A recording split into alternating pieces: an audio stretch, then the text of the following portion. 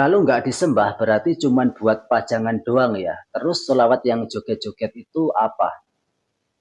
Ini tentang batu hitam hajar aswad dan sholawat joget-joget. Oh, dalam ibadah haji ataupun umroh, batu hitam hajar aswad berfungsi sebagai titik awal dan titik akhir ketika melakukan tawaf atau mengelilingi Ka'bah. Dan umat muslim menyembah Allah dan tidak ada satu dalil pun mengatakan Allah adalah batu. Dan batu hitam hajar aswad itu tidak dapat berbuat apa-apa dan tidak dapat mendatangkan manfaat. Jadi yang ngapain juga disembah. Yang disunahkan Nabi itu mencium hajar aswad. Dan mencium bukan berarti menyembah. Ketika ada seorang suami mencium pasangan halalnya, mencium istrinya, apa bisa dikatakan suami itu menyembah istrinya? Dan sangat mungkin kalau hajar aswad itu terinjak oleh orang-orang yang mengganti kain kiswah. Ya kalau memang disembah ya mana berani batu itu diinjak. Ada nggak dalil tertulis Allah adalah batu? Atau hajar aswad adalah Allah? Atau ada nggak muslim yang berdoa kepada hajar aswad? Tuduhan yang semacam itu cuma datang dari orang-orang yang sudah tidak mampu lagi berargumentasi.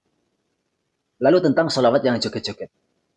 Sholawat itu nggak perlu pakai joget-joget. Sholawat itu nggak perlu pakai musik. Karena Nabi tidak pernah mengajari yang seperti itu.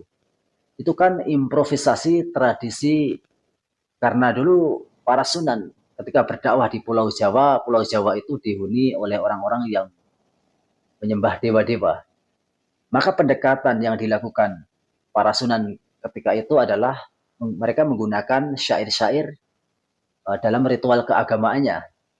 Jadi para pendakwah ketika itu tidak langsung membantah ataupun menyuruh berhenti kebiasaan masyarakat ketika itu, tetapi mereka menggunakan cara beragama masyarakat ketika itu, kemudian mereka mengganti dengan ajaran Islam.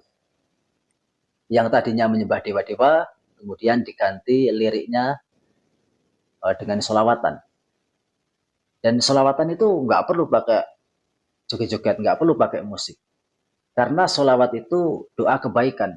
Allahumma sholli ala Muhammad wa ala ali Muhammad.